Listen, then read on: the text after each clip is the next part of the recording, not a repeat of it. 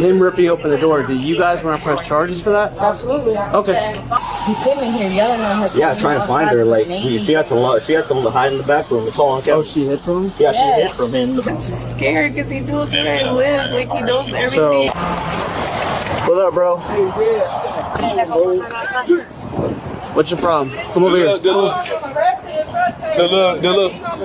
You can't arrest me because I didn't do anything. You get what I'm saying? But anyways, bro, people got my money, bro. Then signed it to my phone. Then use my money. You feel me? It's supposed to have been the girlfriend or whatever. You feel me? I ain't put my hands on nobody. Nothing. You get what I'm saying? I hear you. But I'm staying over here because I don't like cars behind me. Over here in the front. I don't like cars behind me. She got my money, dog, and she sent my money to her. You get what I'm saying? The girl inside? Yeah, the girl I with sent my money to her, bro, for protection. But I ain't no. So protect what? Do you know who that? Do you know who that girl is? Okay, you got me on video. Bro, what? Who's the girl inside to you? Do you know her at all? Yeah, I know her. Who is she? She a friend. Okay, she a friend. You sent her money? No, I didn't send her money. They sent me money, and she took my money and sent it to somebody else. How did they send you money? Via like Cash App or something like that? Yeah. How was she able to use it? She went and got on my, look. Cash App sign-in code at 2:59. You get what I'm saying? She went and did that 2:59, signed in, and then sent $20 at 3:04 to this girl in here. So that's why I'm snapping like that, because I need my money. Okay. You get what I'm saying? Who is that to you? That's my friend. Friend? Yeah. Okay. What's up with the money? What money you talking about? She sent it over to this girl Jersey that's there. So when I was sleeping, you get what I'm saying? And when I seen it on my Cash App, it had signed in, or you say your friend. That's what I had said. You get what I'm saying? Are y'all staying in the same room? Yeah, we be helping each other out. Help each other out? Yeah. Do y'all intimate, like sexing, stuff like that? Man, here and there, not really. Like, I be straight on. When was that the last stuff. time you guys slept with each other? Oh, that's. Like, is it like is it like a casual thing?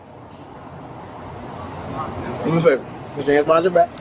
What I'm going to do. What you are watching is not a simple disturbance call. It is the activation of one of Florida's most consequential statutory mandates in criminal law.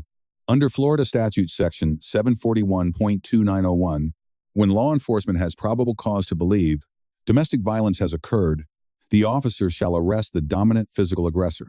Not may, not should, shall. Arrest is legally compelled. Discretion is removed.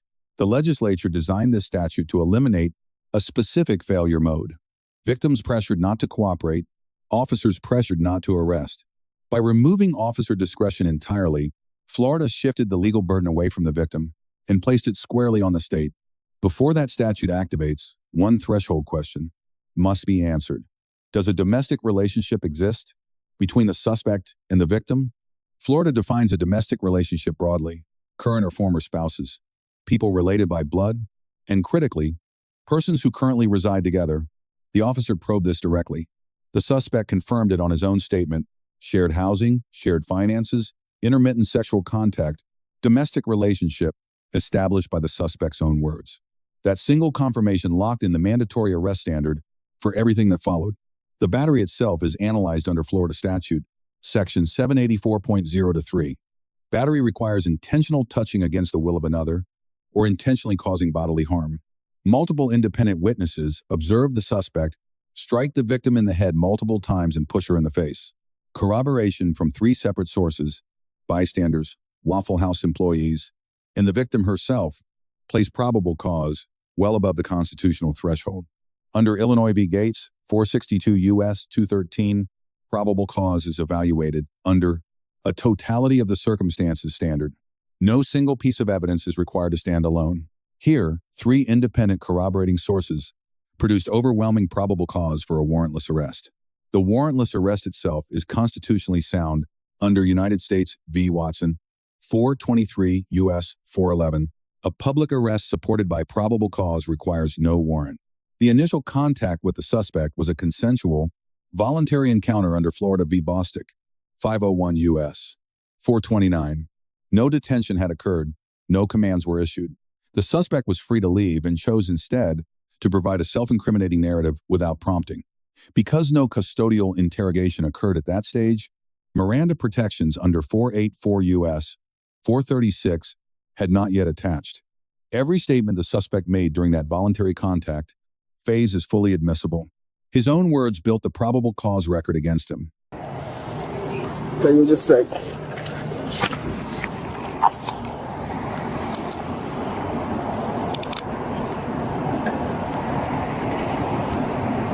Called up.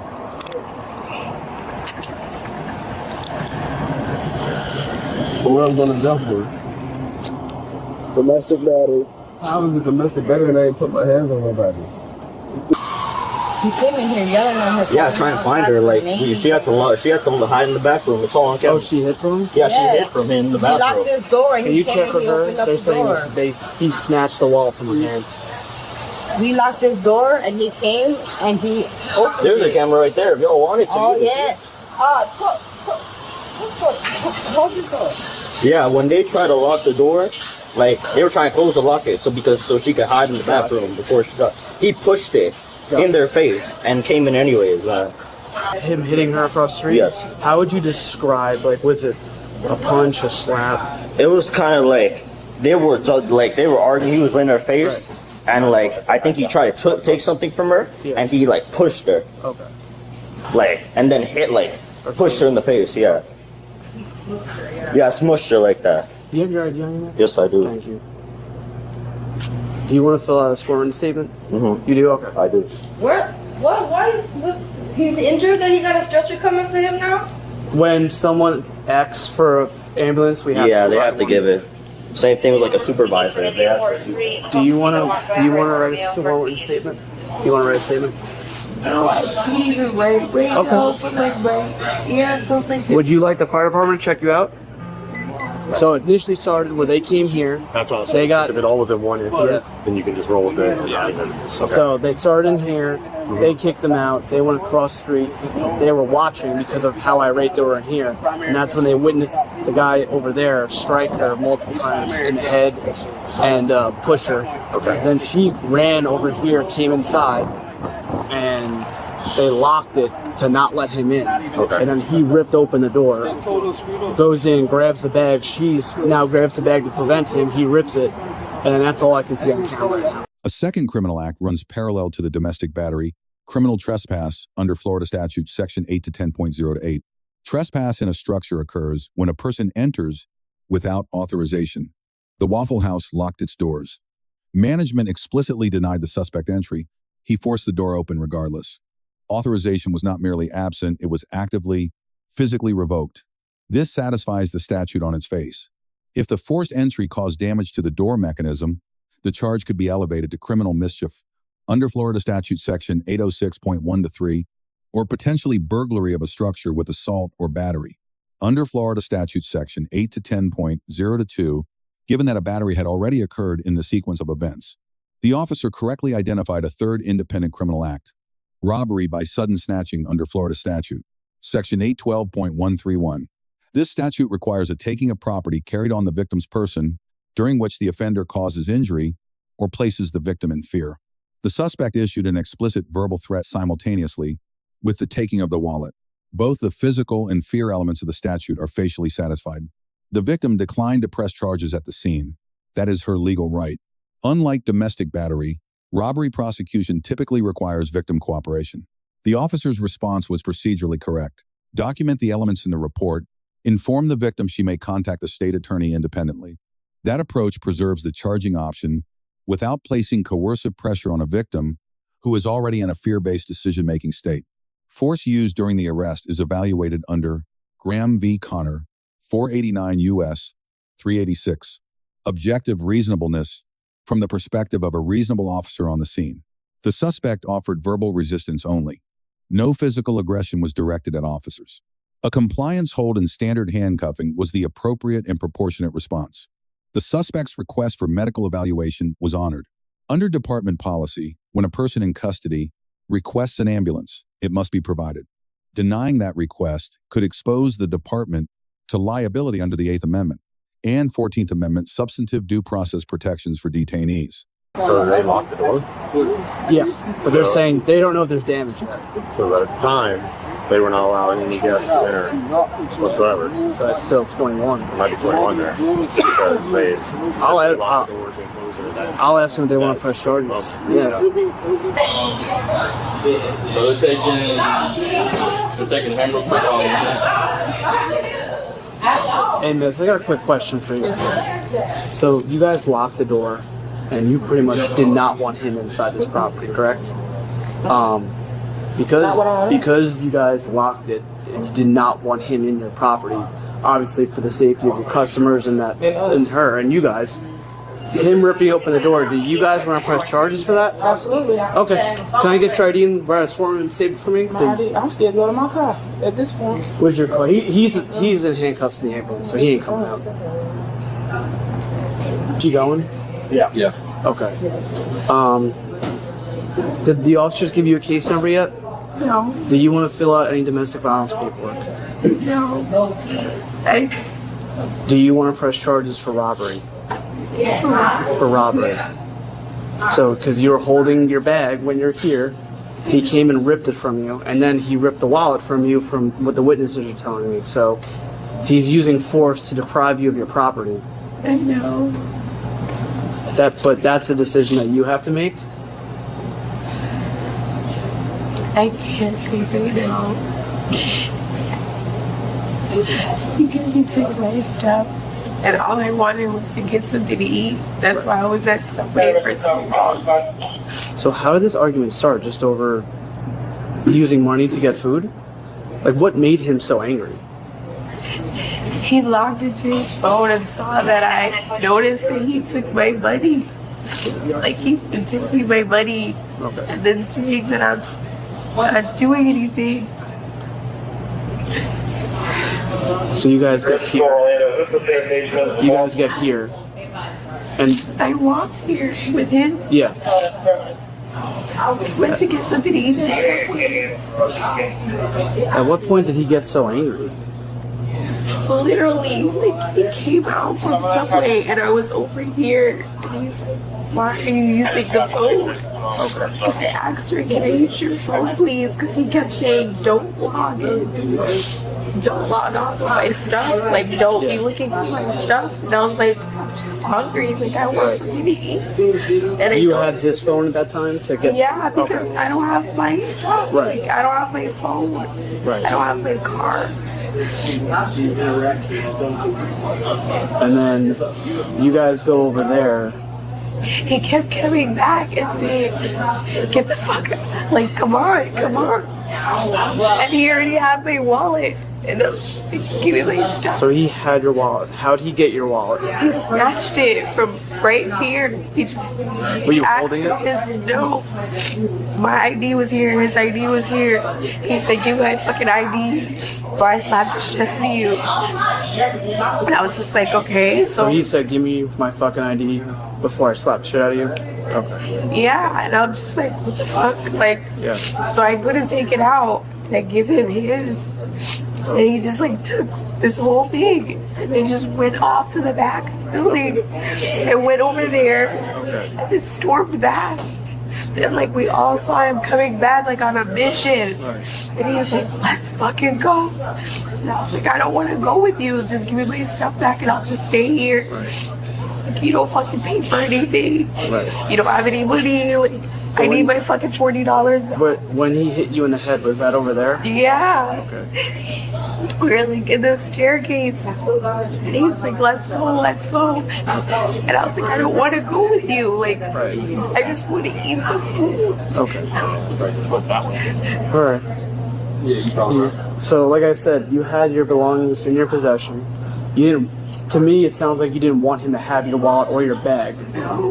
So, it is up to you if you want to press charges for robbery.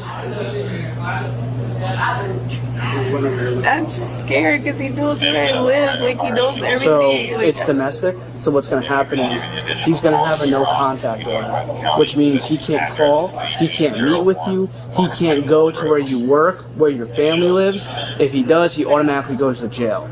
So you'll have that layer of protection. So if you're in fear of what he might do, there is court proceedings that prevent him from coming back to see you. So it's up to you if you want to press charge for robbery. He is going for the domestic violence battery because he has to go.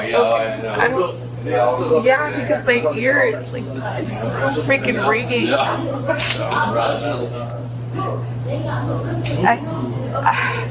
The statement thing is just like making me nervous because like my daughter's dad is just like this, like. Oh, okay. So The statements, the everything just. I know. For this, all you have to say is like, I didn't give him permission to take my stuff from my person. I want to press charges. That's all you have to say. That's what I'm saying. You gotta watch those kids. And sometimes they call and they try to send somebody pictures. What was that? I'm sorry. No, I'm sorry. I have my stuff. Okay. I'm gonna give you a case number. If you change your mind, you can always let us know, okay? Do I have time? Like, I feel so pretty. So at this point, he's gonna go for the battered domestic violence. So what I would recommend, what was that? I want him to go for that. Yeah. So if you decide to change your mind, press charge for robbery, meet with the state attorney's office and let them know about that. I'll document it in my report so they're aware of it as well. Okay? All right. They're gonna take care of you. I'm gonna get you a case number. The responding officer receives a grade of A-. He correctly applied the mandatory arrest statute, built a multi-source probable cause record, and delivered accurate no-contact order advisements to the victim. He identified robbery by sudden snatching independently and above-average legal recognition given the chaos of the scene, and preserved it for state attorney review. The grade falls short of A because the voluntary contact phase ran longer than necessary once probable cause had been established, and door damage was not documented on camera. The suspect receives a grade of F. 3 separate criminal statutes were violated in a single sequence: domestic battery, criminal trespass, and robbery by sudden snatching. Each is independently chargeable. He made materially false statements to law enforcement, denied all physical contact in direct contradiction of multiple corroborating eyewitness accounts, and attempted to substitute a financial grievance narrative for a criminal assault. That narrative collapsed against the weight of independent witness testimony collected before the suspect ever opened his mouth. The victim receives a grade of B. She took effective, protective action by seeking safety in a public commercial location, cooperated fully with law enforcement, and provided a consistent, detailed account under significant distress. The grade reflects one consequential decision. Declining the robbery charge removes a significant layer of legal accountability and reduced the suspect's sentencing exposure. Robbery by sudden snatching carries substantially higher penalties than domestic battery alone. The charging decision, once declined at scene, is difficult to reverse. 3 lessons emerge from this incident. First, mandatory arrest statutes exist precisely because victim cooperation cannot be the foundation of prosecution. In coercive control relationships, when a suspect controls a victim's housing, finances, and communication, expecting the victim to drive the arrest decision is a structural failure that mandatory arrest laws were designed to correct. Second, a single incident can generate multiple independent charges. Officers who recognize only the primary offense and miss trespass, robbery, or criminal mischief leave the record incomplete. Incomplete records narrow the state attorney's charging options and reduce both accountability and victim safety protections downstream. Third, the voluntary contact phase is a tool, not a delay. Allowing a suspect to commit to a provably false narrative on camera before arrest creates powerful impeachment material for trial. Used deliberately, it strengthens the prosecution's case. Used carelessly, it becomes a liability window. If the suspect uses that time to flee or destroy evidence, let us know if there is an interaction or legal topic that you would like us to discuss in the comments below. Thank you for watching, and don't forget to check out our second channel, Audit the Court, for even more police interaction and courtroom content.